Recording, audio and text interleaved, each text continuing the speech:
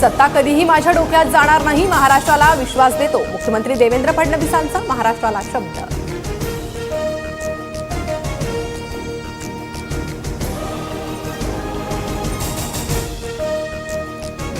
अल्पवयीन मुलीचं अपहरण करून लैंगिक अत्याचार करत हत्या. भिवंडीतील बाबगाव परिसरात आढळला मृतदेह.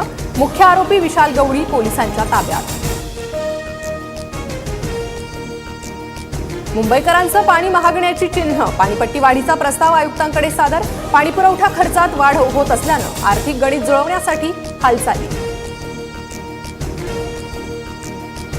भारतरत्न अटल बिहारी वाजपेयी यांची आज 100वी जयंती. राष्ट्रपती, उपराष्ट्रपती, पंतप्रधानांनी वाहिली श्रद्धांजली.